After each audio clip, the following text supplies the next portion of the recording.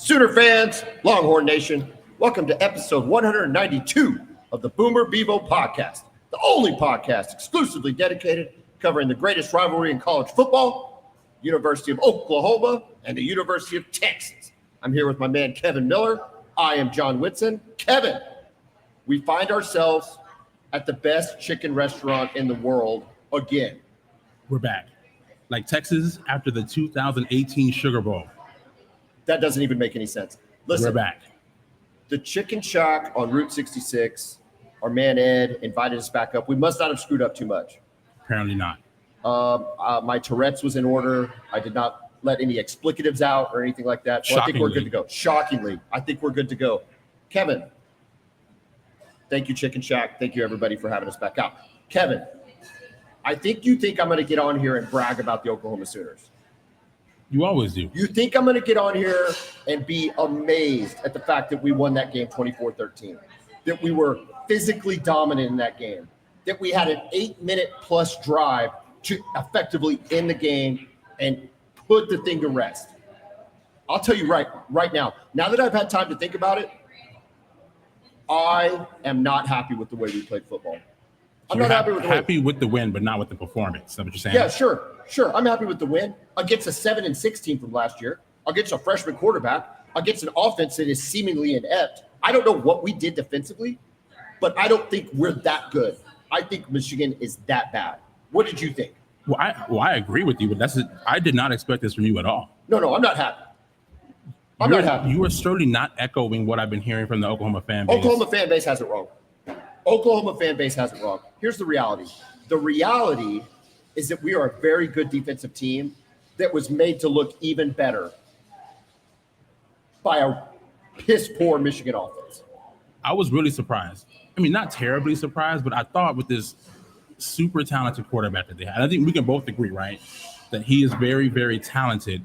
But, man, their game plan, just no creativity, no imagination at all, and their skill position guys. I mean, obviously Justice Haynes is a talented player. We saw the long touchdown run he had right after halftime. But they have nobody at the receiver position that scares you. I don't care that you guys have maybe a young secondary. You can cover those guys one-on-one with Guillory, Gentry Williams, whoever you had out there at corner. You could trust them to cover Michigan's receivers one-on-one. Even the one big play they had down the field was an underthrow and just a really good catch by the guy, but you're not scared of any of those guys. I love Cortland Guillory. He's going to be a heck of a cornerback for us for years to come, I hope. I think there's a conversation what happens when Eli Bowen gets back. I'm not quite sure you put Eli Bowen in the lineup. And I know you love Eli Bowen. I do, but you would agree that there's a question. Of course, yeah. If this guy is shutting down half the field, right, and they're going to test him, he's passed all the tests so far. But here's the problem. I don't think Cortland Guillory is as good as Michigan made them look.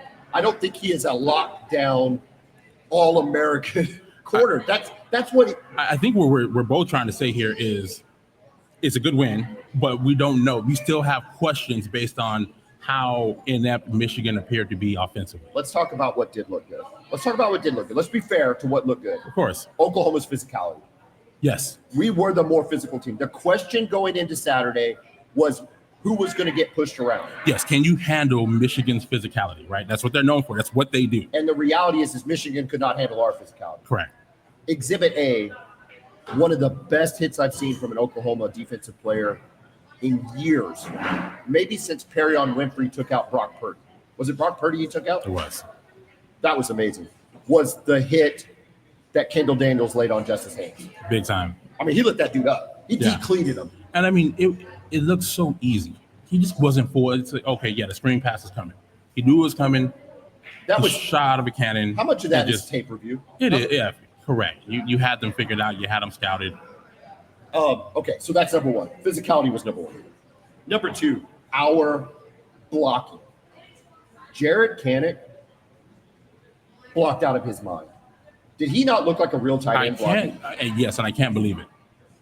I can't believe it. The one where he goes and hits number one, their big time safety. Correct. On the touchdown. Yeah. I mean, he stands him up. Look, I mean, maybe my standards are incredibly low after what happened last year. Understandably so. But Jaron Kanik, I think I said Jared earlier. My apologies to the Kanik family. Jaron, I know who you are. Jaron Kanik blocked like a man possessed.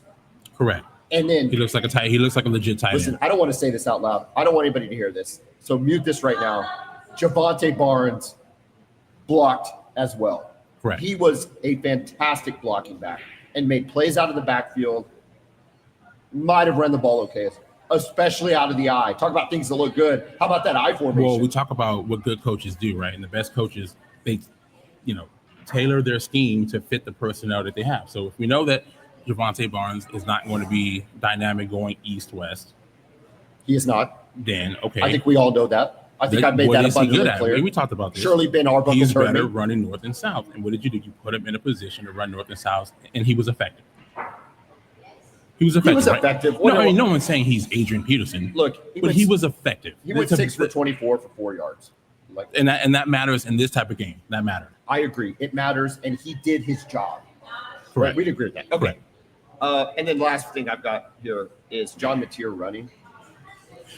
Yeah, I mean, I don't even know what we're talking about. We knew it was going to be a massive part of the offense, right? I mean, I've told you this. This is going to be a huge, huge part of the Oklahoma offense. It's him running the football, and we saw that. He looked great. He looked great. Called runs. Yes. Are so effective. Yes, and there's a run that they ran in Washington State that I haven't seen you guys run yet. It's just this instant quarterback draw. Like he gets the snap and then he goes with blockers in front of him. I haven't even seen you guys run that yet. That's the play that I'm worried about. Yeah, but when he has a lead blocker like Barnes or Kanik, yeah, he's a physical guy. Now, I will say this. You're worried about him in the SEC. I would be. If I'm an Oklahoma fan, I would be worried about him. I don't want him taking some of those hits. He took a couple of massive hits in that game. And again, I'm not questioning his toughness at all. No, I know. But I don't know when how you to get into the Texas, the South Carolina, Tennessee, Alabama part of the schedule. I'm just hoping he can hold up. I'm not sure how sustainable running your quarterback 19 times a game is. You do what you got to do to win the game, but I don't know how I feel about it. It makes me a little icky, right? Because he gets hit, and it's just this thought. At the same time, I think this is this guy. It's him, and honestly, it has to be that because you haven't shown the ability to consistently run the football yet with the running backs. Coming out of this game, if there's a question mark, I think it starts with Jaden Ott. Yeah, still not sure what's going on there. There's something going on, right? I mean, this guy can play. I know he's at the shoulder thing. They started him, though. Correct. And they gave him some run. What do I have? 4 carries for 9 yards? Yeah, I don't know. He just doesn't look right. No, it doesn't. So why are they trotting him out there if he's not right? That's a really good question. And then he's got the fumble punt or kickoff return. That was right too. Now let's talk about the bad things. Hold on real quick. There's somebody who made their first appearance, your left tackle. We want to talk about that guy who I've been singing his praises. I don't know how he didn't get freshman of the year or of the week. Because he's an offensive lineman. Dude, he looks so good. He just locked him down, man. I'm not surprised, man. I mean, I told you this when he committed to OU over Texas. He's probably the third Oklahoma commitment over Texas that's bothered me in the last 20 years. There's only been 3, and he's the third one. I mean, Tommy Harris, Adrian Peterson, Michael Fasusi. Yeah. Wow. You're putting him at the Tommy Harris. Yes. Listen, if he played for Texas, he would be our starting. Texas has a lot of talented offensive linemen. He'd be our starting right tackle right now. He is that good. I've been telling you that he was the type of guy who could come out and start week 1. He's that talented, and not just because you guys, weren't super talented up there. He's just that good. The offensive line looked completely different. It did from the Illinois State game. Yes, 3 starters will do that. Michael Fasusi, one of those starters, obviously does that. He's the real deal. We were physical. We still didn't run the ball very well. Got to figure that out. We got to figure that out. The pass blocking looked good. I thought the pass blocking looked very good. Yeah. Things that were not good. Bad interception. And here's what I'm worried about with Mateer. I'm worried about trajectories. Okay? When he's throwing the ball, I feel like if he's a golfer, He's got one shot. This is his only shot. It is a bullet. And that's his only shot. Instead of being able to flight it, send it high, send it low, curve it right to left, curve it left to right. He's got one shot, and it is a low bullet. Yeah. And I just wonder if he's going to – there were times, and I'm specifically thinking about a play with Keontez Lewis, where he had him over the top, but he threw it just on a rope instead of setting it out there and let the guy – Yeah. And you're going to get that with that type of player, though. He just reminded me, classic Texas high school quarterback. He's going to make a lot of wild plays, and he's going to make a few, and then you just have to live with it. I'm not complaining. I just think it's an area of opportunity for him. For sure. Would you agree with that? Of course. He's going to throw interceptions, especially against the better opponents. The thing about it, though, is he just gives you a chance. He's just a guy your whole team can rally behind. But he's running the football and taking those hits and popping up. The offensive line, they get so excited when they see that. You know, we can see that out of Baker. He's just he's more athletic than Baker is. But you used to see that too. He would run and kind of run over guys. The offensive line, they go nuts and they love it. You didn't have these called runs, though, for Baker. Baker's were, No. You got a couple, but not nothing like this. Special teams was a disaster. Special teams almost cost us the game. Correct. Yeah, you had a couple of mistakes there. The penalty on Omasiga, that was bad. That was bad. Yeah. The muff punt was worse, and then we missed the field goal, right? Yeah, I believe so. That should lose you games. That should lose you games. Yeah. And it speaks to how improved Oklahoma is and or how bad Michigan is. You know, despite all of that, it never felt like Michigan was really in the game, right? I never felt, they got a chance here. They just never looked up. I'm like, you've been planning this game for a long time, right? And that's what you bring out? I get that they don't want to throw the ball, whether it's they're worried about a Brent Venables coverage or they're worried about the pass rush. I understand that concept. But in their run game, I think you'd agree, it looked very vanilla. Correct. It's like, I don't think they were under the impression that they had to game plan for running the ball against Oklahoma. Like they just thought straight up. They assumed that you were just going to have a physical advantage up front. Yes, they Very thought interesting. But Texas played them there in the big house last year, and kind of the same thing. But how did Ohio State lose to them? I think that it's all in their head with them. In Ryan Day, they were very stubborn last year, and they tried to out-physical them. Yeah. It's like, dude, you got a speed advantage everywhere. Take advantage of it. Will Johnson was out for that game, too. Like, throw the football against them. You got Jeremiah Smith. I don't know. I just the more I marinate in the win, and I'm happy with the win. And look, after last year, this isn't like I'm nervous or anything. This is me being critical OU fan. I just think to myself, as good as we were, I think Michigan was not good. I don't know what you're going to see. So I've heard them say they're a 9-win team at the end of the year. I don't think they're a 9-win team. I don't know about that. I don't see a 9-win team there. I can't get there. Their tight end was out. I don't know what happened there. Their tight end was out. And he was the guy who was their leading receiver in week 1. So I think he's who the quarterback is most comfortable with. And he was out, and it matters. But it just never seemed like they went for it. No, gosh, they never went. The one play they scored on, the 75-yard Justice Haynes run, we screwed up. Yeah, you didn't fit it right. Yeah. We screwed up. Yeah, you didn't fit it right. And against a team like that, if you don't fit the run he's properly, a good running back. Yes, transfer from Alabama. We saw the explosiveness and speed. But you know what, though? It's just like his first game against New Mexico. Yeah, because he went 19 for 125 and a touchdown. 75 of those was on one play, correct. Meaning he went 18 for 50. Yes, it's boom or bust.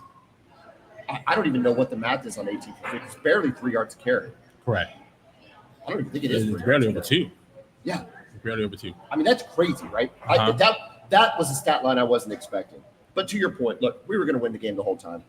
Once we saw how it was going to unfold. Bryce Underwood, going to be a star? I think so. Is he going to be a star under Sharon Moore? That's a good question. They've got to get him some dynamic players at receiver. They've got to, because the guys they had out there, just not a threat at all. You guys were not in the least intimidated by any of them. It was the same thing when Texas played up there. We're going to cover you guys man-to-man, and we're going to load the box.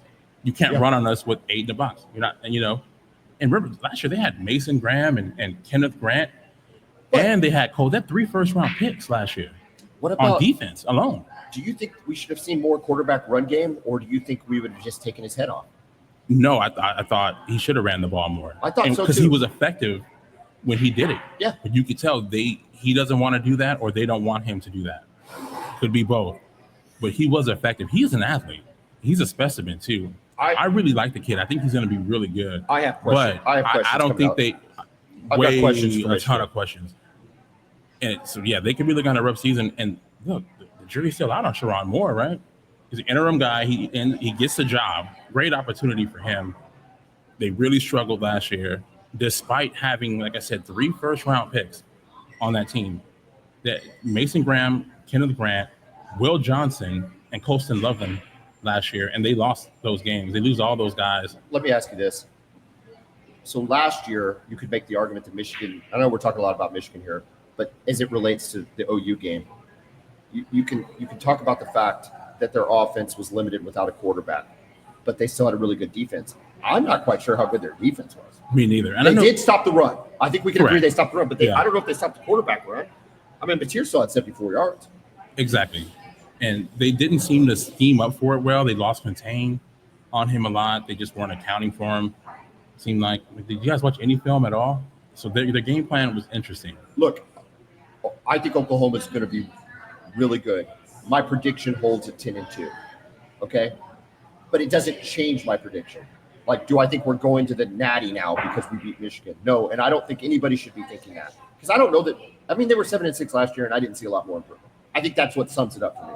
I'm happy with the way we looked. I'm happy with the physicality. I'm happy with Mateer. I mean, my God, that's night and day difference from what we had. There's a lot of things to be happy about. Yeah. But there's plenty of question marks for Oklahoma. Special teams, running game. I'm not ready to change my whole opinion of this team. Well, here's what we learned about, at least what I learned about Oklahoma. They're going to be a tough out for anybody. I agree with that. But they were a tough out last year.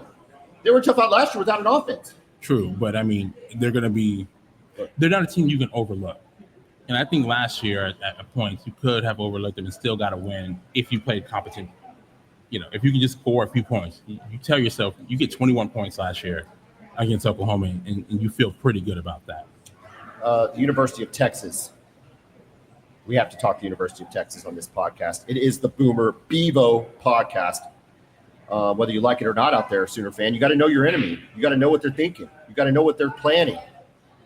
It sucks, but it's a fact of life, and that's why we do the podcast. They played San Jose State. I don't even know what the score was. I watched about 5 minutes of it. But the 5 minutes I watched, Kevin, was in the second half, and it was Jesse Palmer was calling the game, and he was critical of Arch against Ohio State, and he continued that criticism into this game, including the second half.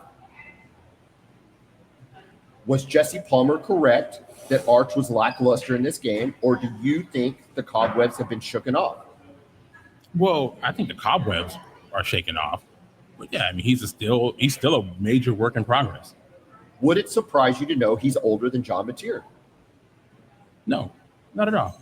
No, John Mateer just played a lot more. You're saying John Mateer is a more naturally mature quarterback, a more naturally mature athlete, more ready for the game than Arch Manning is at 21 years old. Well, he's played a lot more. That's for sure. You can see that. But you didn't want him to play for 2. You didn't want him to play for 2 years because he wasn't ready to play. I don't know that he's ready now. Oh, he's ready now. It's still a work in progress. Let me ask you this. He looked hurt to me. I've heard that. He looked hurt. I've heard that. Sark talked away the hurt. Now people are eating dinner right now, so I don't know how much I want to get into. We know what he said. Let's just move on. Bathroom talk. That's what I'm going to say. Is that fair? Yes. Potty room talk. Yes. It was a little. It was weird. You would agree? That was like a Tom Herman answer. Correct. Yeah, it was very un-Sark-like, but I think he's obviously getting annoyed with all the questions. He might get annoyed with it, but have you seen the grimacing? Have you seen the grimacing? Yes, but I've seen videos from him grimacing throwing the football last year. He grimaces when he throws the football? Yes. That's weird. It is. If I'd have known that, I think I would have been even more down on Arch than I already am. That's an odd thing to do. That should be the most natural thing he does. It might be a Manning thing. Think about Eli back and throwing the football deep. I watched the Manning cast of the Monday night game. They were great. They always are. They were way better than Arch was. Arch was pretty good. What's the stat line? 19 of 30, 295 yards, 4 touchdowns and interception. Yeah. It's hard to know. San Jose State. Here's the thing about Arch, right? He's overhyped. Agreed. Right? He is overanalyzed. We break down from a national standpoint. This is a guy who's a first-year starter, and every snap he takes gets broken down. But look, dude, I don't watch every snap, so I am not. No, I didn't say you watch every snap. Every snap is analyzed, and it's analyzed differently. Well, we got him right here behind us on the screen. Hey, shout out to Arch. Yeah, we got Arch right here on the screen. This is perfect timing. Check out Arch on the screen. Arch is on the right. Arch is on the right path. That's all I'm saying. If the Chicken Shack pulled this off, that's amazing. Look at that. That's fantastic. Listen, Arch is on the right path. I don't know that I agree, Kevin. I don't know that I agree. You can't tell me you're not. You didn't even watch the game. What do I got to watch, dude?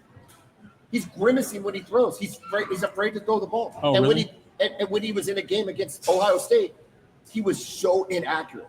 It was the Ohio crazy. State deal was. He short-armed so many passes. He did. You're telling me when he goes up against Oklahoma in the Cotton Bowl that it's not going to be the same level of defense you saw at Ohio State? You think Ohio State's defense is that demonstrably better than Oklahoma's defense? I don't know about demonstrably. I agree. He'll be much more comfortable playing against Oklahoma than he was playing against Ohio State. In the Cotton Bowl? Yeah. What are you talking about? Did you not see what I saw? You're comparing playing in a neutral site game to playing in the horseshoe? A neutral site game? It's the most intimidating football game out there. It's why we have a podcast directly to Correct. it. That is anything but a neutral site game. That is a hostile environment. It is hostile, but it's not always hostile. It's not hostile the whole time. Arch will be okay. Arch will be fine. I think you are out of your mind. We I have am not. seen quarterbacks Correct. wilt. Yes. Another former 5-star was benched for Oklahoma, was benched twice in that, and well-deserved. Yes. Your boy Spencer. Yes. Starting quarterback in the NFL. Yes. I don't think he's any good. I'm just saying that. But you know what I'm saying. But he is a starting quarterback in the NFL. You're spitting facts here. He is a starting quarterback in the NFL. Which you said he would be. I did not agree. So you were right. I was wrong. It's just talent. You know how I am about talent. Back to Spencer. Not back to Spencer. God, back to Arch. I don't know. Overanalyzed. Listen, your hold defense, on. I will say this. Your defense looks like a top 5 defense in the country. The defense is going to be excellent. It'll be excellent all season. And the difference, obviously, we didn't play against Ohio State. So I just want to put that out there. Yeah, but not defensively. 4 turnovers. Yeah, but you held Ohio State 14 points. Yeah, 200 yards. Correct. But my criticism, and it's probably unfair, but we needed to make a play defensively. And that's the thing. We never forced a turnover. We never got a sack. You held them behind the 50-yard line on every drive except 2. Correct. But in that type of game, it's kind of like you guys last year. You needed the defense to make a play. You can't expect to compete for the national championship if you're saying the defense has to make a play. No. When they hold the I'm other talking team about just in that when game. they hold the other team to 14 points. You got to get at least a sack. Force a turnover. I love our defense. The defense is going to carry us all year. The offense obviously is a work in progress. Okay, look. My biggest concern besides Arch, the offensive line is more of a concern to me than Arch Manning is. It probably is. He's a first-year starter. He was better in week 2 than he is week 1. I expect him to be better in week 3 than he was week 2, and so on and so forth. Okay, let's talk about our rivalry just for a second. It's 3 or 4 weeks off now, but it's never too early. Are you more or less nervous after seeing this version of Oklahoma and this current version of Texas? More or less nervous than you were at the beginning of the season? More, absolutely. I would hope so, Kevin. Yeah. It would be disingenuous if you weren't. Of course, and I'm a very genuine. Are you still picking Texas? Of course I am. That's ridiculous. Yes, I still think we have a better football team. I don't think Texas has the firepower right now to compete with Oklahoma. Offensively. Here's the thing. I don't think you do. Here's what I think right now. I think it's similar to the Ohio State game. You get first to 17 wins. We are playing a much better defense than you played the other night. And you would take your chances with Arch versus Mateer for the first to 17? Yeah. I'll take my chances with Sark. Yes. Okay. Would you take your chances with Sark and Arch inside the 5 to even score a touchdown against Oklahoma this year? Inside the 5? Yes. Kevin, We'll you be are fine. living on the edge of delusion. We'll be fine. I love you like a brother. The guy You are living on the edge of delusion with your belief in Sark and says Arch the guy inside the who picked 5-yard line. Oklahoma to win 10 games last year. What are we talking about? That was before I knew how That's bad we were. delusion. You've now seen it. That's delusion. You've now seen it that your offense isn't any good. I don't know if yours is. Well, here's what I think about our offense. I think we made a lot of mistakes, and we still took Yes. care of a ranked opponent. You did. And I think we have the defense to force you into even more mistakes. I like your defense. I think your defense is really good. I think ours is better. I think your defense is better than Michigan's. I know it is. I think your defense – I will grant you that your defense is better than Michigan's. I just don't think offensively you're going to be able to generate much against our defense. I worry about it. With your offensive line, with Arch, and Sark, I still don't know what he's doing offensively. It looks better, but it's San Jose State. Being real here, right? I think Sark has been incredible for our program. He has built a program. Some guys, like your guy Muleshoe, right? Lincoln Riley, you say he's a better offensive coordinator than a head coach, right? You would agree with that? I think everybody agrees with that. Okay. Do you agree with that, right? Yes. Okay. Sark, despite him having dynamic offenses at Alabama and having moments of that, he is shown to be a better head coach and program builder and developer of talent than an offensive coordinator at Texas, which is very interesting. Now, I'll take it overall because, 10-2, 11-1, college football playoff, semifinals back-to-back. But he's been a better head coach than offensive coordinator. And there are rumblings. People are saying maybe he should hire a coordinator or at least a play caller on game days just to take that off of him because I think he needs a play caller. I do too. I think he needs a play caller. I I do think he too. gets in his own head. Correct. I think he gets in his own head. We've seen it. We can go back to the Bijan days. We discussed that ad nauseum. But even as as much as last year against Ohio State in the red zone, against Oklahoma in the red zone over the years, he just gets in his head and he just calls plays. But as far as our game goes, I think it's going to be absolute madness. It's going to be chaos. And I really do think the first of 17 wins. And turnovers are going to be a factor. You know how it is. And I think both quarterbacks are capable of turning the ball over against these respective defenses. Okay. Kevin, let's give a shout out to our sponsors. As always, we're going to start off again with the Chicken Shack. Thanks again so much for having us out here. Staff's the best. The food is the best. It's off Route 66. There's locations all over. I believe there's one in Luther. I know there's one in Northwest Oklahoma City, up off of Western. I think that's a Chicken Shack to go, if I'm not mistaken. That's a cool place. Got a cool bar. These guys are great. We love being out here. This is turning into a really cool deal. It is. Agree? Yeah. Happy to be here. Thank you, Ed, so much. We also have to check our other sponsor, Brown O'Haver. Been here since the beginning. Brown O'Haver, working for the insured, not the insurance company. If you've had a loss to your home or your business, you want to call Brown O'Haver at 405-735-5510. They work for you to get you paid. Our clients routinely get 30 to 40% more than they do on their own. Call Brown O'Haver, 405-735-5510. Kevin, who are you in for? Here for Pioneer Roofing, John.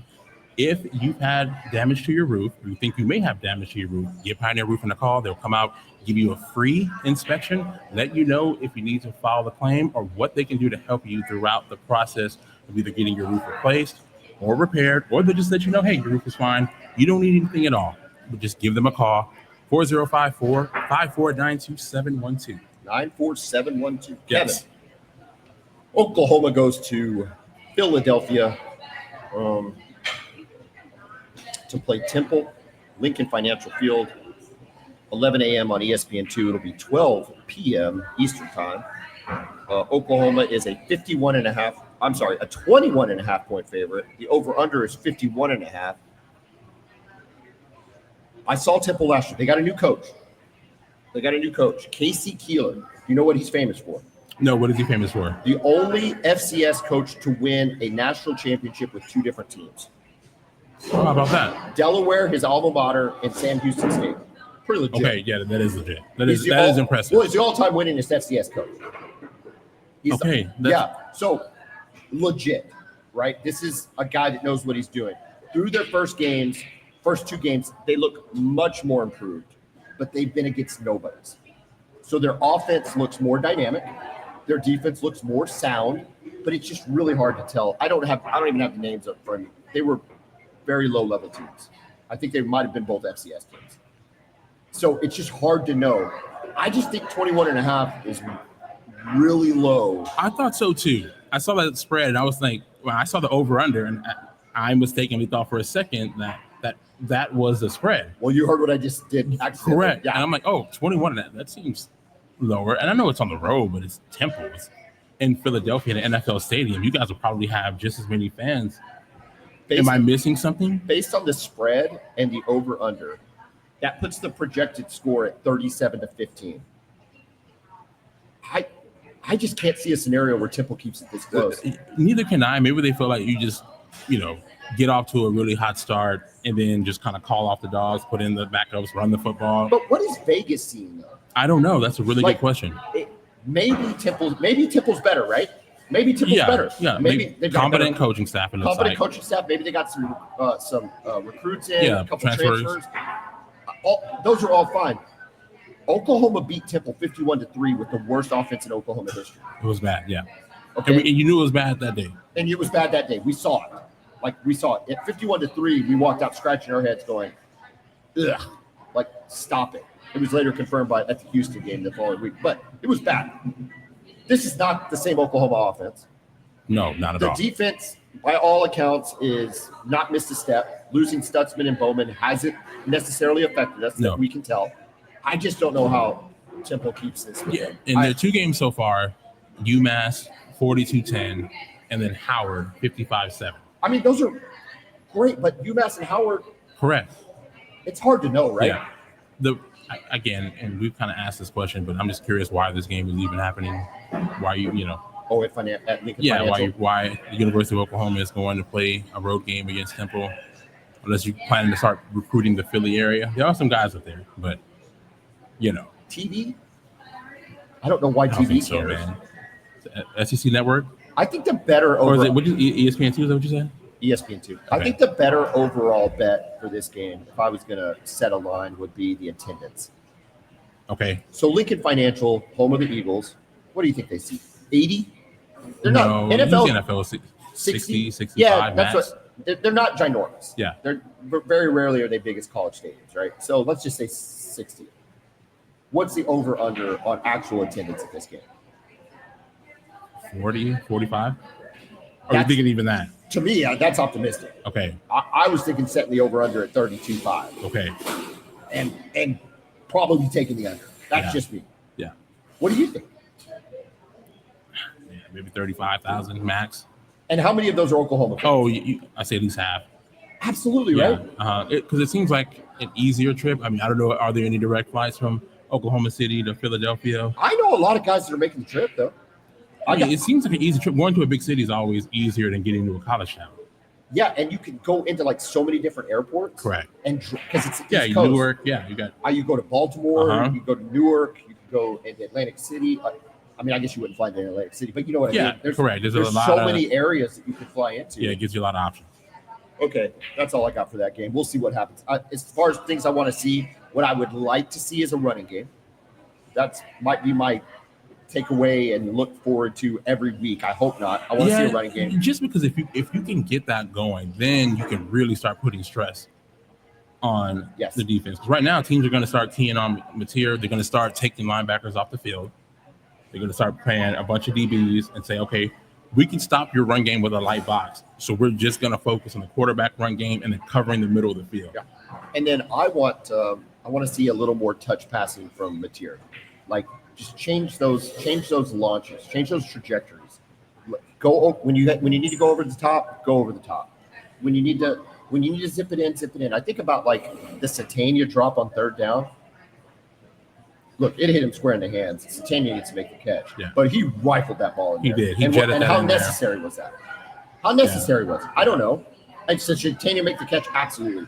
But, let's think about that. And, real quick, if I was an OU fan, one thing that I would want to see is how you guys handle success. We talked about this a couple years ago, right? You beat Texas in this dramatic last-second win. And then, it was a massive celebration, the T-shirts and everything. Then you almost lose Central Florida at home. And Central Florida was not good. No. Then you go on the road, you lose to Kansas, their second quarterback.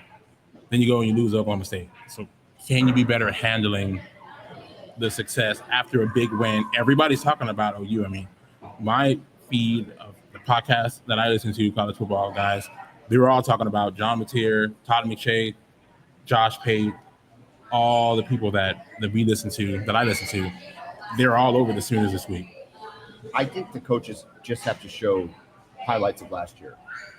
I agree. You know what I mean? Yeah, like we're not far removed from 6 and 7. And again, listen, you're not in danger of losing the tempo, but no, but I know what you don't want is a letdown performance. Well, and those things happen. Look, what happens if you beat Temple by 6 touchdowns and now you're going into an Auburn game, which whatever we want to say about Arnold and all that, and we're going to talk plenty about that next week.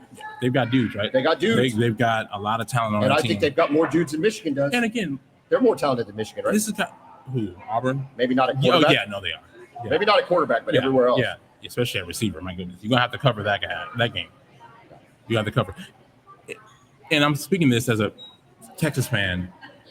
We beat Alabama in Tuscaloosa. We came back. We had only scored 14 points in the fourth quarter against Wyoming. Right.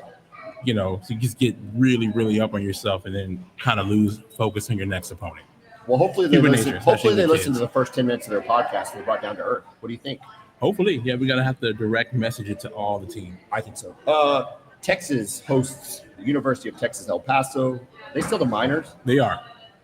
315 SEC Network, 41.5-point favorite, 56.5 over under. You got any? I didn't do a ton of research on this game because I think you're going to roll. First and foremost, for OU fans, Malachi Nelson, remember him, right? Yeah. Former 5-star. He's now UTEP's quarterback. Interesting journey for him. Of course, he decommitted from Oklahoma when Lincoln Riley became the head coach of USC. Started off at USC, did not win the job. Transfers to Boise State, was there last year. Ends up losing out there. So now he's at UTEP. He's their starting quarterback. So that's who Texas will be going up against on Saturday. Is that a bigger indictment on him or a bigger indictment on Lincoln Riley's inability to spot and cultivate talent? I think it's more on him. Nelson?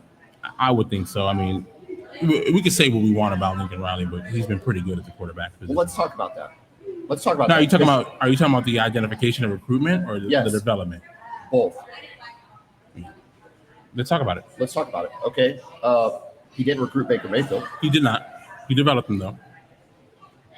I don't know that his years were marginally different from 15 as they were in 17. I don't know that he was a substantially different quarterback. He was there in 15. I don't know, man. He's pretty awesome in 17, man. Well, he was great in 17, but he was a Heisman finalist in 15 and 16, too. True. Right? True. He's got Kyler Murray for a year. I mean, no. He didn't. He had him for longer than that. He was there for 3 years. I understand. He played for a year. And he was awesome. Did he have to recruit Kyler Murray? No. He did not recruit him. He did not recruit Kyler Murray. Yeah. Okay. Jalen Hurts, transfer. Correct. Now, I guess he recruited him from the transfer. It wasn't the portal necessarily back then. He was a grad transfer. Yeah, grad transfer. But he did have he did have to recruit him. He had to recruit him. Yeah. But how much development in a year? Now, you say a lot. The guy I saw at Alabama and the guy he was when he left Oklahoma, to me, were completely different. Okay. Now, obviously, he had the mental makeup.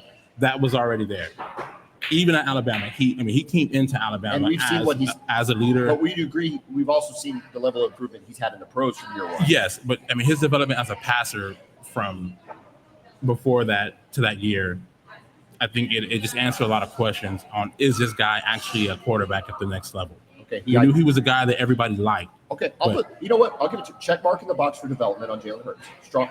I can agree on that. That's fine. I got no problem with that. Now we got Spencer Rattler. Is that a miss, or did he not develop? That is so hard. I think it's both. Correct. Yeah. I mean, obviously he put him out there. This kid's in the NFL now, so something was there. The talent was always there. No development, Kevin. No, he never became the quarterback that we all thought he could be at Oklahoma. It didn't happen. And then under Lincoln Riley, and then for he sure. didn't do it at South Carolina. No. So it's not like Lincoln was holding him back. He just kind of never really. So it's hard to say, but you would expect. We all expected more. He did not. He had flashes at Oklahoma. We make these throws. You're like, oh my goodness. He did not miss on Caleb Williams. No. Okay. Although everybody in the world wanted him, so it's not like he found a diamond in the rough. No, this is a 5-star guy. As good as they get. Just like Spencer. Just like Spencer.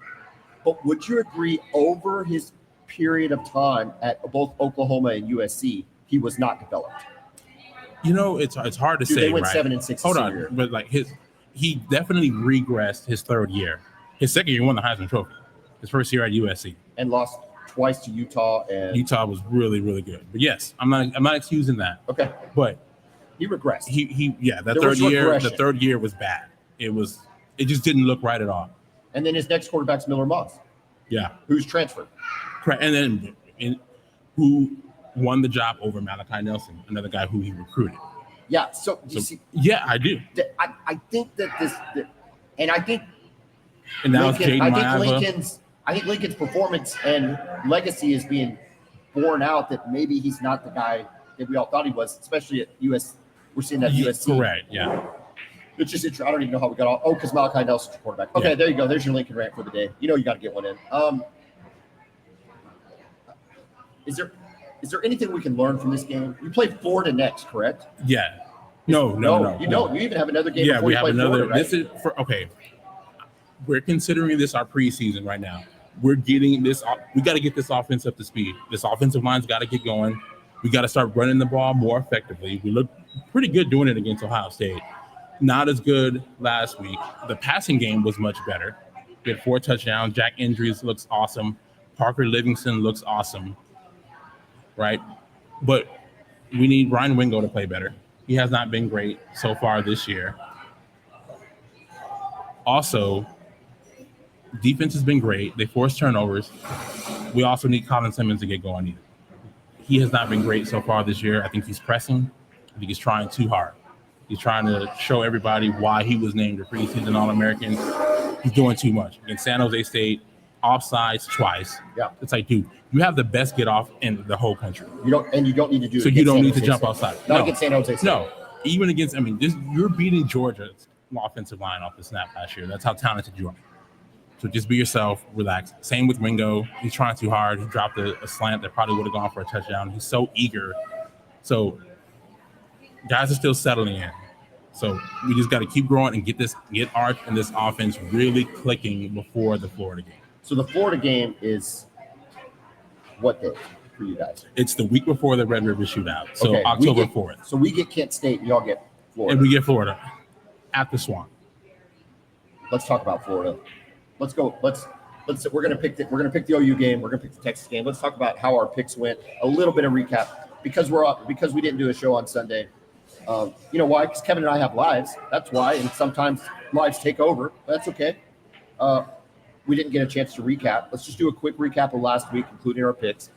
As far as our picks go, better than the first week, but still not very good. Yeah. You actually had Oklahoma covering, and you won. Congratulations. That was your one win. Yeah, that was a no doubter for me on that one. We both had Texas covering, and they did not.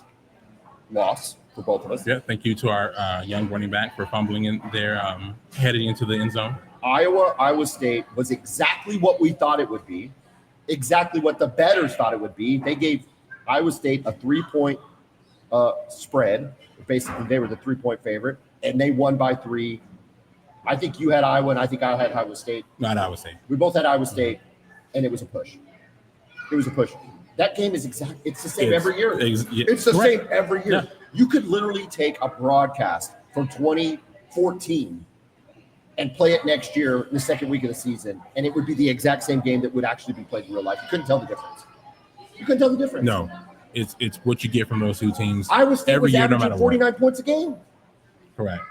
And give Iowa credit. We know what they're going to be, right? They always play good defense. I don't give them credit. It's always. 16-13. It's the same I'm saying they always play defense, but they just don't seem to care about the offense at all. Kirk Ferentz, he's changed his coordinators. He an offensive coordinator? I don't know what he is. All right. Anyway, that's neither here nor there. Okay, 2 wins for me. First one, I actually had Kentucky covering. You did. They lost by 7. They covered the 10. You had Ole Miss. You lost. And then this is the one we're going to talk about. Florida. Crazily enough, you brought up the Florida game. You said we need to cover South Florida and Florida because South Florida looked really good against Boise State, and this could be closer than you think. And then we picked it, and you got scared. You chickened out. You Arch Manninged your pick. You short-armed your pick, and you chickened out and went with Florida to cover, and you lost, Kevin. How does that feel? You lost. Well, it feels a lot better than it does for Florida fans. Well, that's true. I was talked into it by you. You convinced me that somehow South Florida might have the talent to stick it. I said, maybe they might not win, but they'll cover. Not only did they cover, they won. I thought they'd keep it close. I didn't think they'd beat them. Hey, I had a 500 in the swamp. Real quick, I had a 500 week, 2-2-1. You went 1-3-1, not good. You're 1-8-1 on the season. I'm 2-7-1, not much better. We're gonna pick some games this week. Florida. Real quick. What is Florida doing, dude? I don't know. And Lagway played the whole game, right? Yeah, it was him the entire game. They never could pull away. Really, they were trailing for a lot of the game. I think they had a weather delay. It was just a weird game for them. Give South Florida credit. They've got a great resume right now, right? Beating Boise and then going to the swamp and taking care of the Gators. Massive win for them. What is unfortunate for Florida is they have the hardest schedule in the country, right? You guys have a hard schedule. No, I've got it here in front of me. Yeah, okay, go ahead. Okay, so they lose to South Florida. They go to Baton Rouge and play LSU this weekend. LSU's a 7.5-point favorite. Then they go to Miami and play the Hurricanes. Oh, and then after that, they host Texas. Oh, and after that, they go to Kyle Field to play the Aggies. Mississippi State, who had a big win. Yeah. After that, then they play against Georgia. It's unbelievable. At Kentucky, which is never an easy win. At Ole Miss after that. Then they play Tennessee and Florida State to close out the season. Any margin of error that they had is gone. That's a one game that you couldn't lose. Kind of what we talked about Oklahoma having to beat Michigan because of they had to beat Michigan. Took care of business. Them losing this, it's catastrophic for what they face. Now, I still think they're a team that could beat anybody on their schedule. Well, but we might be picking the LSU game. That it's rough, and it's a bad look for Billy Napier. I don't know how he survives it. It's gonna be tough, man. Well, this is how he survives it. He goes win 4 out of the next 5. Yeah, he beats Miami and he beats maybe some of these teams. Maybe 3 out of the next 5. He Correct. Survives it. Yeah. But I don't know, man. Other notable notes. I don't know how many Oklahoma State fans are in the restaurant today. Oregon won 69-3. What the heck is happening? And look, we all know how good Oregon, at least how talented Oregon is. You can't lose 69-3 if you're Mike Gundy. You're not that bad of a team. Dude, they threw 2 pick sixes to end the game. Run the ball, bro. Get out of it. What are we doing? I don't know. It's over, right? The money's drying up. What are we doing? I know that. I know the money's drying up. Every indication is the money's drying up. Yeah, it just seems like it's nearing insane. It's getting close. It's been a long time. He's had a great run, but you either leave or they make you leave. This is how college, those guys don't get to retire. Clemson almost got the South Florida treatment by Troy, but they pulled away, so they're okay. They're down 16-3.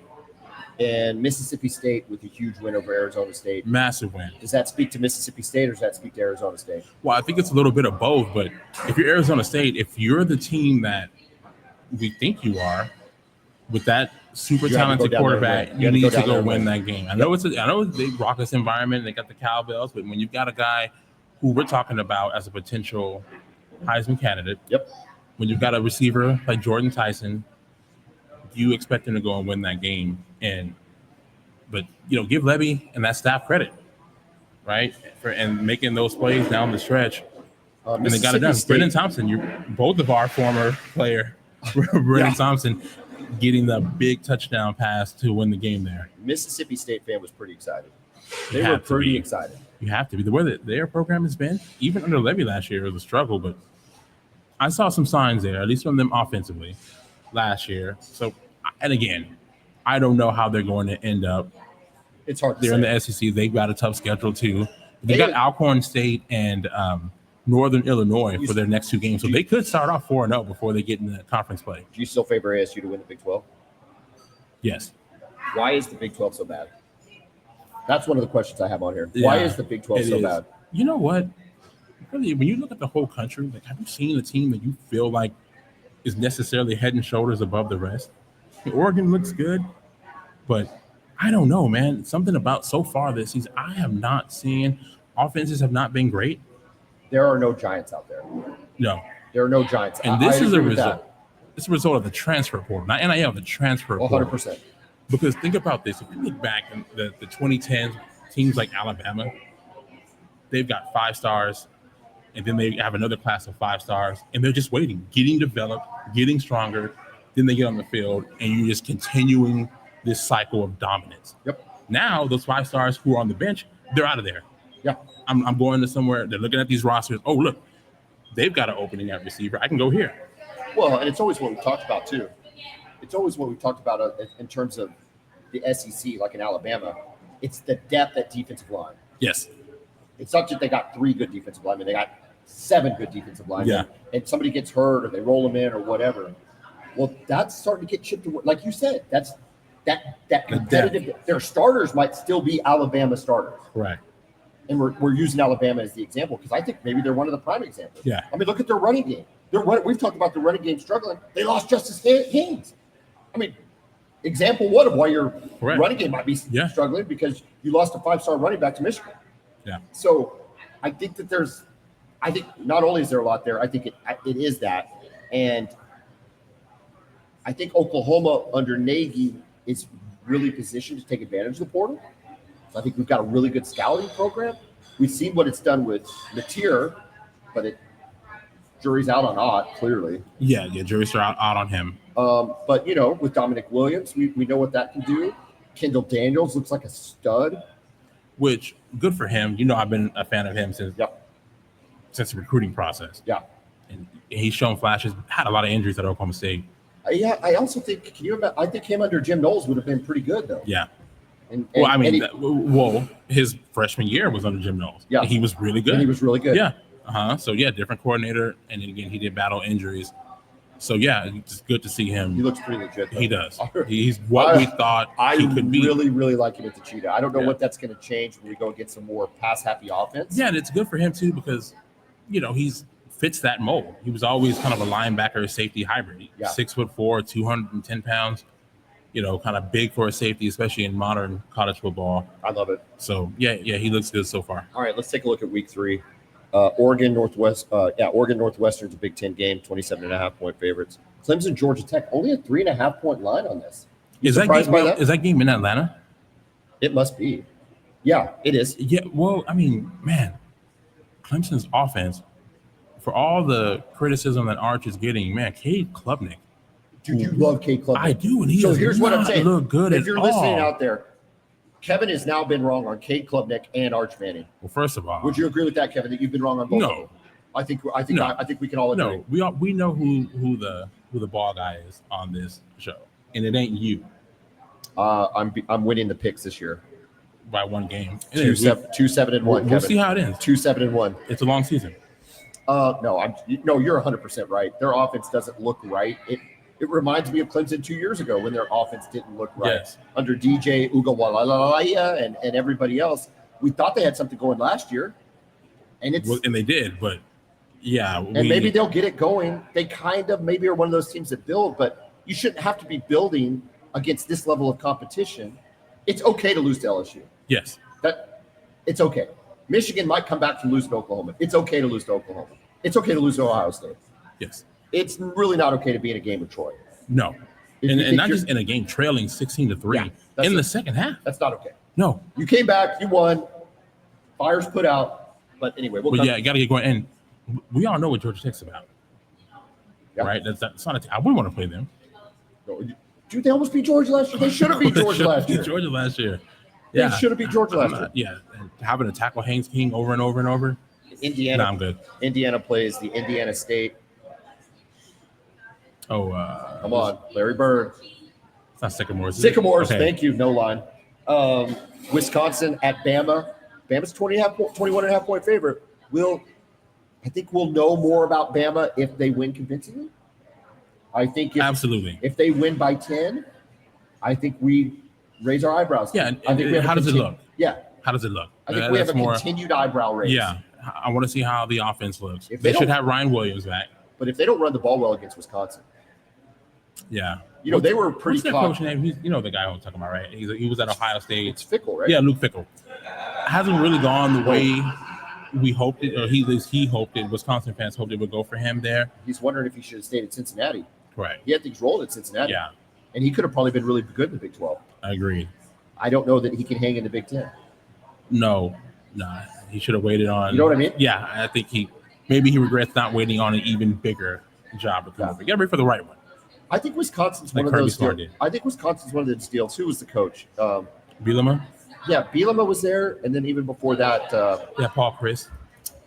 yeah, but the old Barry Alvarez. Yeah, Was it Barry Alvarez. Yeah, legend. I think if you know how to win there, you do, but it's not for everybody. Yeah, correct. You know, you kind of have to have the. And the Big Ten's only got more competitive. That's the problem. Not from USC or UCLA, but from Oregon and and Washington. Yeah. Okay, so that's one to keep an eye on. Central Michigan. Michigan's 27.5 points. They should bounce back against Oklahoma. South Alabama against Auburn, 25.5. Villanova against Penn State, no line. Here's what we're going to pick, dude. I think we're going to pick Georgia at Tennessee. Tennessee's a 3.5-point home dog. They're missing both of their starting corners. Who is? Tennessee.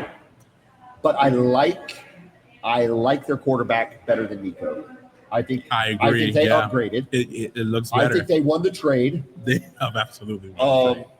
You know, Georgia's still rolling out Gunnar Stockton, which you like the toughness. I don't. No. That's all I know. Yeah, we'll see. I don't know anything else. I don't trust him as a passer right now. Well, he's going to have two corners that maybe he can pick on. We'll see. Yeah. Tough break for Tennessee there. Tennessee, though, I think they'll go as far as Star Holmes goes. That's their running back. 3 rushing touchdowns on the year, 6.7 yards per carry. And look, good for Hypo. Got a contract extension recently. And the offense, it just looks better. The passing game looks better with Joey Aguilar than it did. It just looks more natural. Correct. It just looks more natural. I don't know anything about the Aguilar kid except when I watched Tennessee play. Now, Tennessee looked really good in the non-con last year. Well, yeah, they opened up against NC State, and for me, their passing game did not look great. They really? made a couple of plays, but it didn't look great. Yeah. The running game did. They had Dylan Sampson last year, who was outstanding for them at running back. And I think they got another guy with Star Holmes. Yeah, maybe we'll see. No, so far, based on what we've seen so far, it looks really good. But the passing game is what looks even better. You want to pick this game, probably? Yeah, We're going to have to do that. Yeah. All right, we'll come back to it. Oregon State at Texas Tech. Texas Tech 23.5 points. My brother Jacobs, Louisiana Raging Cajuns are going to go to Missouri. I would love an upset there. That would be fantastic. Missouri's 27.5-point favorite. Real quick, the coming up later in the season, the Missouri-Oklahoma game is very exciting right now. We'll see what happens leading up to that point. Just the way you guys go back and forth on social media, it's quite funny. Missouri is an absolute joke. Yeah. They are a joke. But they have it in for you guys. They really do. We are going to beat down Eli Dorkowitz, whatever his name is. Whatever. We're just going to – it's going to be embarrassing. We should have beat them last year. It was the worst loss. That might be the worst loss of the year last year. Oh, and they loved it. Yeah. What a joke. It was bad. That just how it ended. Oh, it's insane. Giving up the touchdown drive, but it's what happened after that. It was after that. It's all of it. Fumble. I mean, Kevin, it's all of it. It's all of it. All of it was bad, but the ending was – the aforementioned South Florida Bulls take on the Miami Hurricanes. Will the Bulls sneak up on the Hurricanes? I think after beating the Gators, I think they're going to have the Hurricanes' full attention. They got 17.5, though. It's a decent line. That is a decent line. That's a decent line. That's a very decent line. But Miami, I think they'll be locked in. Ohio. If South Florida wins this game, though, you got to rank them in the top 10, right? Top 5. I mean, come on, man. They have the best resume in the country. I don't want to go there, but you're probably right. Ohio State, 31.5. Arkansas at Ole Miss, 6.5 to Ole Miss. I thought that line's a little low, but very low. But we've got 4 interceptions on the year for Ole Miss. They've thrown. Yeah, and Simmons didn't get banged up. He got banged up. Now, I'll tell you, the other quarterback came in. I don't have his name in front of me. The other quarterback came in, had a little Kyler Murray look to him, like a short guy, scatting around, doing the whole deal. As an Oklahoma fan, that makes me more nervous than Simmons because I hate a mobile quarterback like that looks like he can throw. Everybody does. Oh, man. I know. Oh my God! Watching John Material, I'm like, oh great. I didn't love it. I did not love it. Arkansas, Ole Miss, we said that. Florida, LSU. Okay, here's one we're most likely going to pick. Let's talk about LSU just for a second. Nussmeier, Heisman Trophy front runner right now. Yeah, I think so. I mean, he's up there. Lenore Sellers, Mateer is probably in the mix now. Maybe what's his name out of Miami? Carson Beck, maybe. Maybe they beat South Florida probably.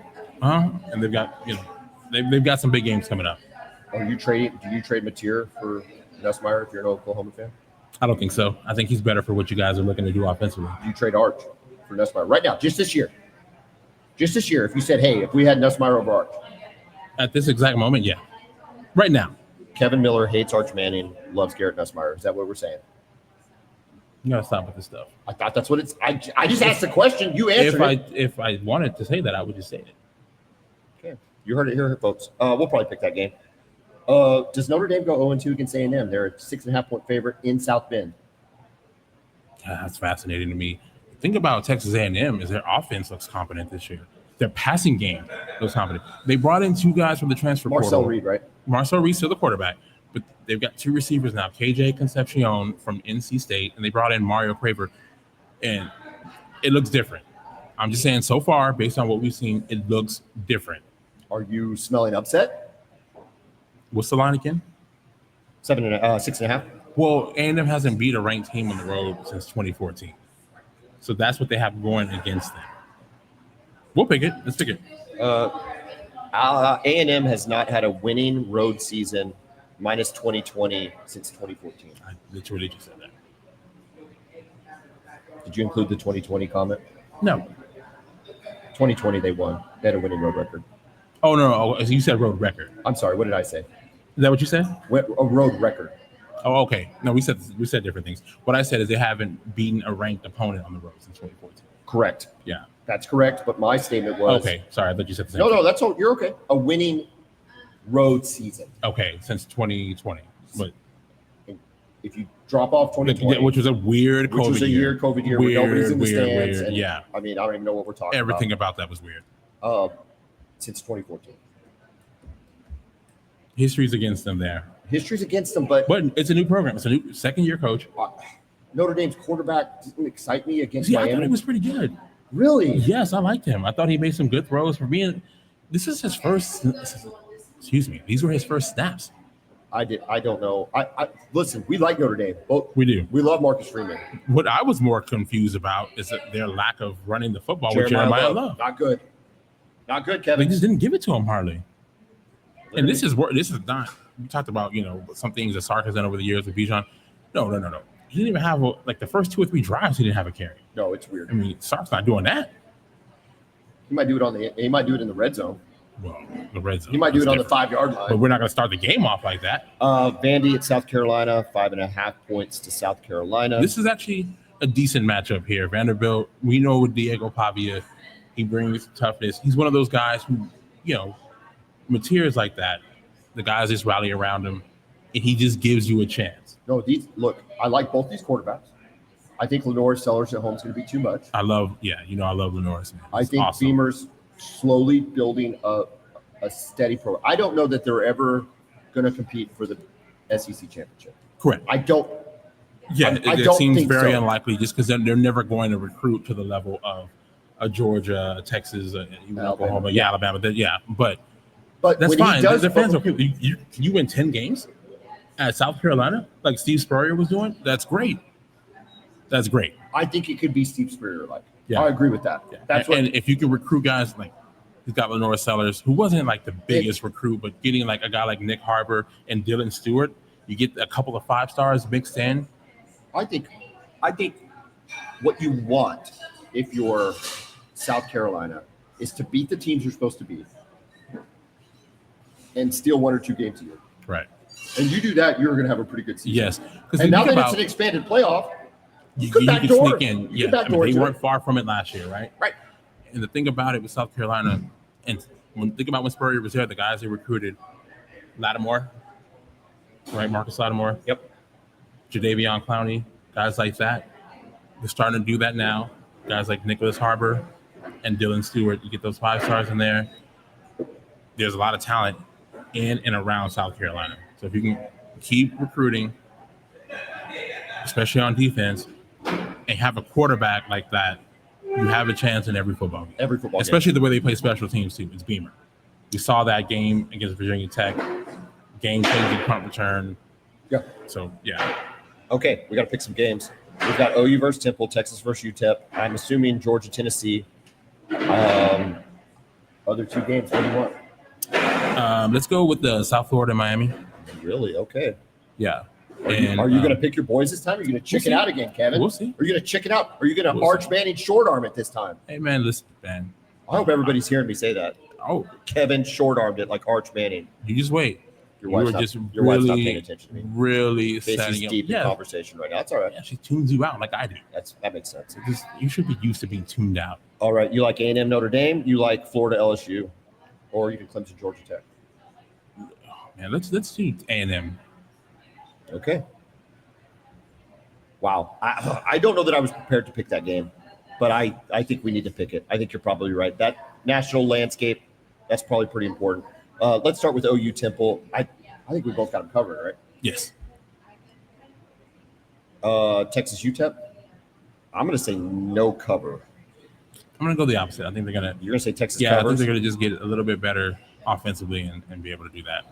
I mean, look, nobody's winning. Nobody's losing that game. But they didn't cover against San Jose State. Correct. 41.5 is a huge San Jose number. State is competent, but it is.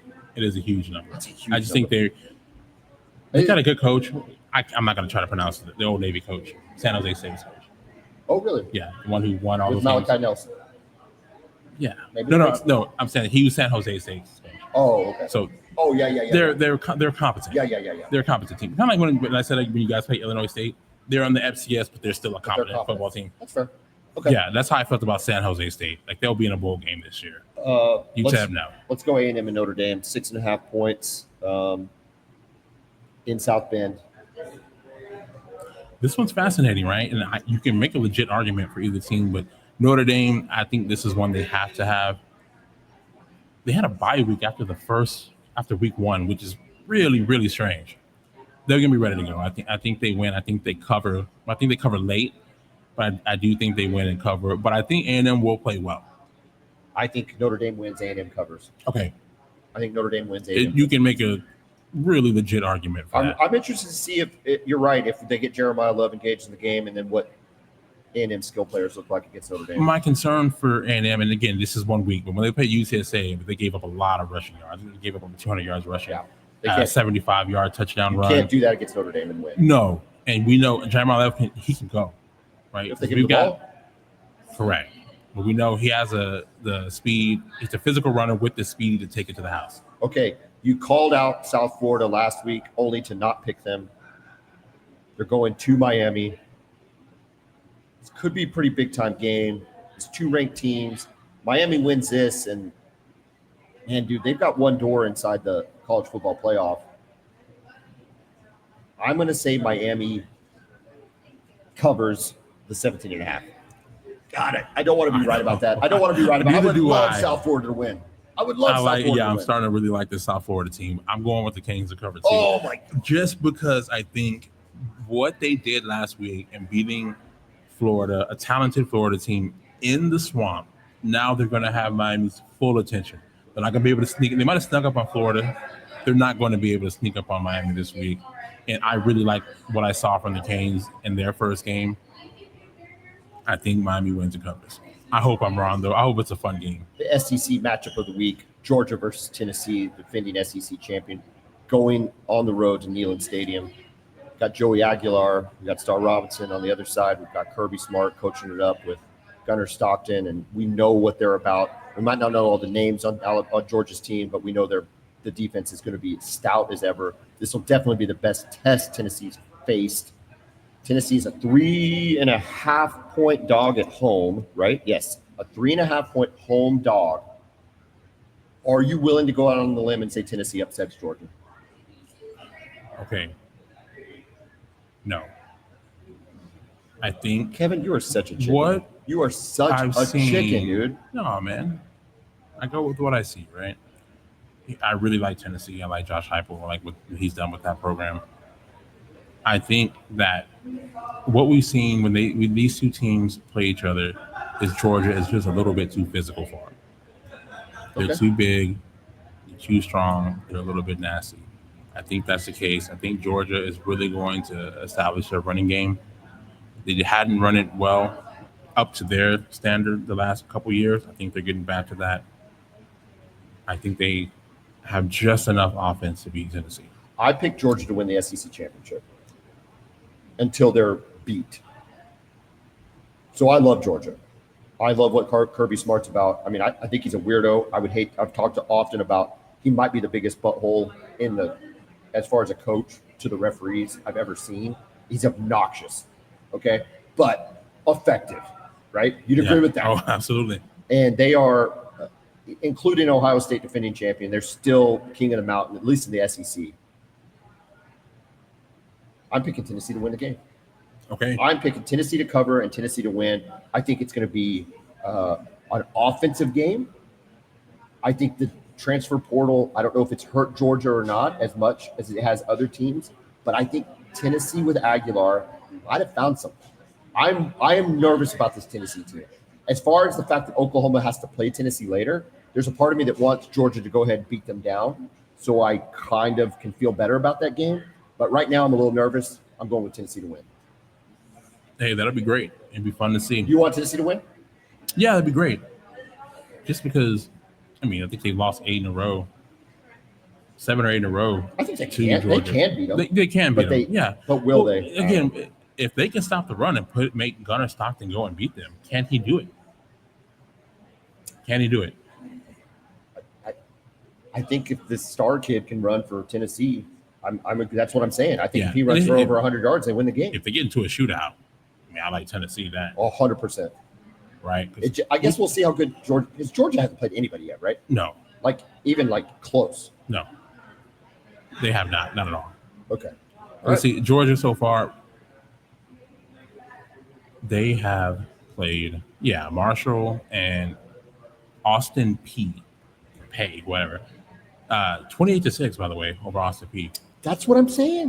We saw this all throughout college football last week. And there was weather, LSU, right? There was weather going through it. Yes. LSU was it 23-7 over whoever they played, Louisiana Tech, something like that.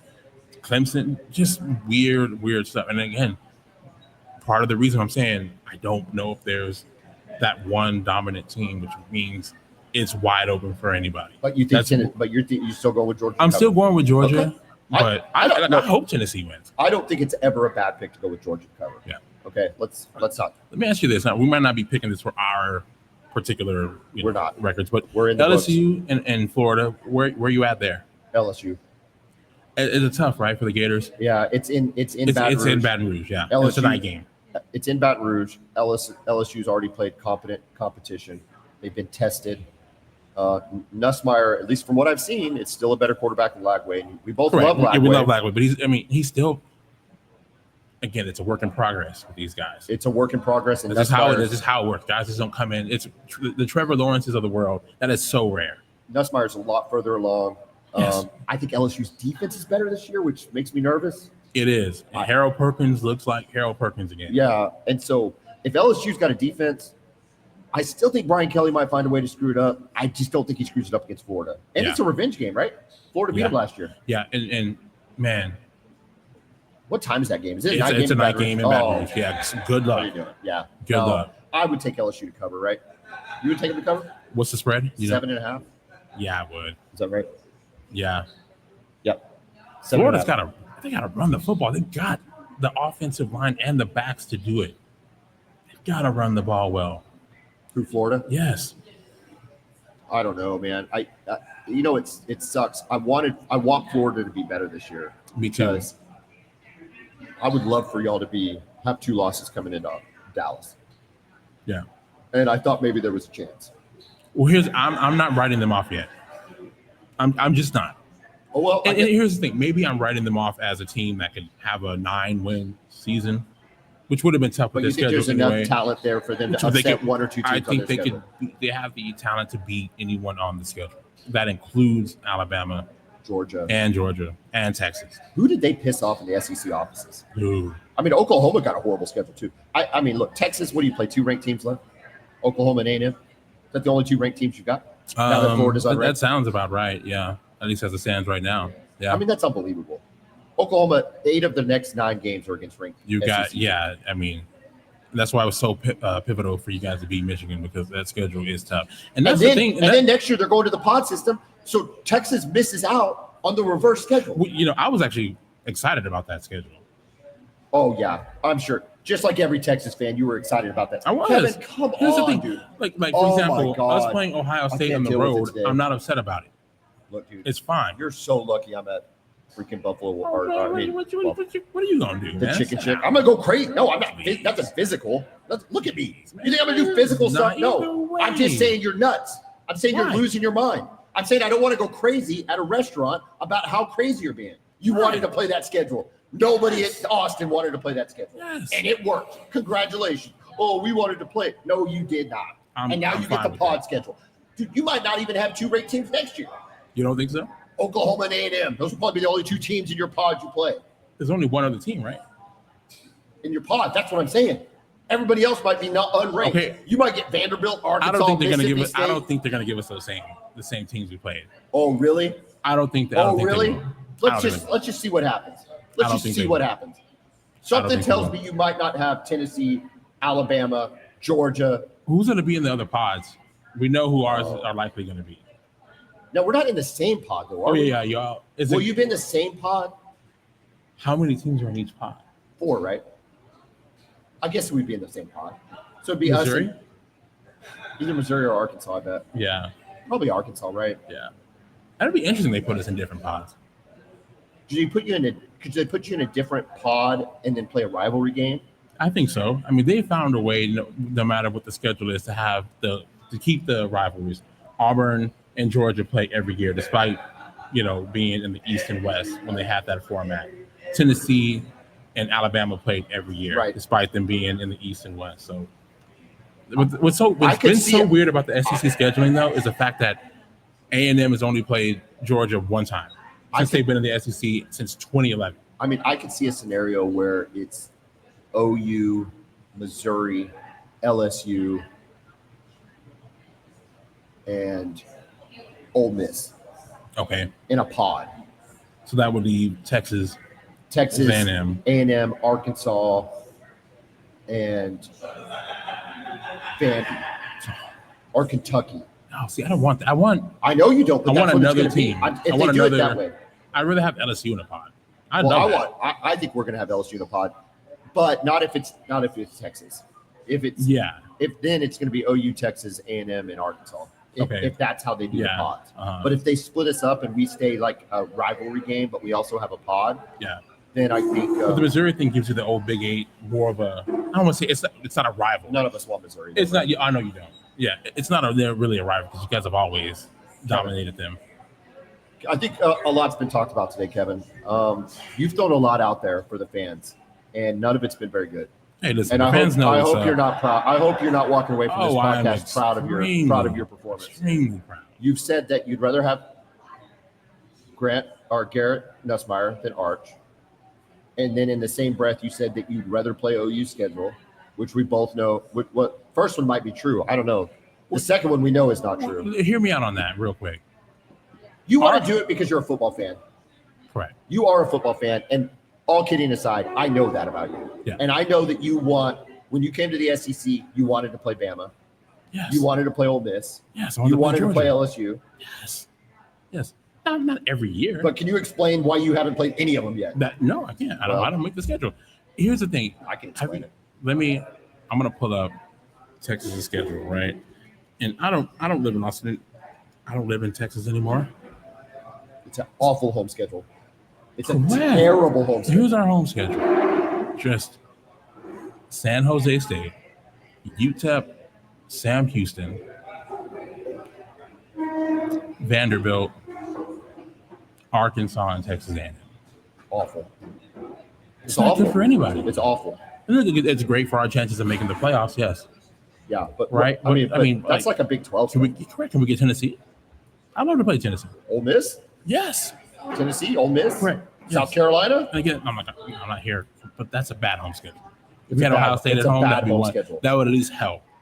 But there's one marquee name, and it's an old rival, Oh, at A&M. A&M. Yeah. That's it. Yeah, at least last year we got Georgia at home. I know they kicked our ass, but it was still a fun game. It was still a fun and exciting matchup. Jess, can you hear us? Do you want us to talk Dodgers Giants? Jess here at the Chicken Shack wants us to talk Dodgers Giants. Do you know anything about the LA Dodgers or the? Well, I know that the Dodgers have been leading the NL West.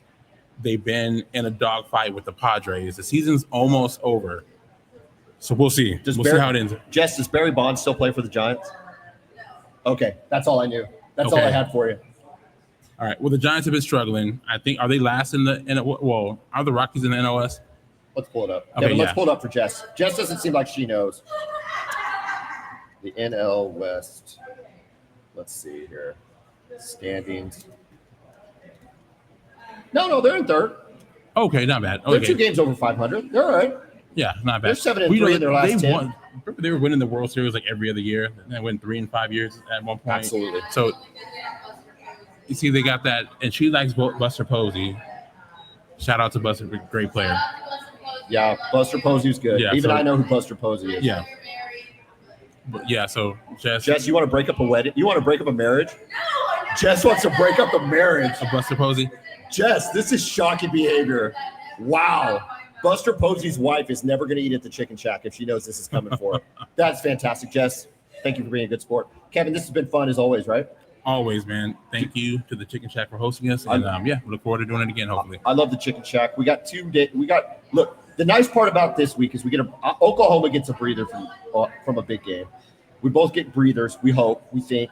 We get to watch some really good football. It's going to be a good week. Yeah, it's a great schedule this weekend. But we're going to be previewing Auburn next week. It's going to be OU Auburn. Yeah. Do you want to talk a couple seconds about it? I don't want to talk about it. You want to talk about it Save at all? Or not even a little bit? Save it for when let's take it. It's going to be fun, man. It's going to be fun. Jackson Arnold. It's going to be fun. It's going to be fun. Kevin, have a great night. Boomer. Hook 'em.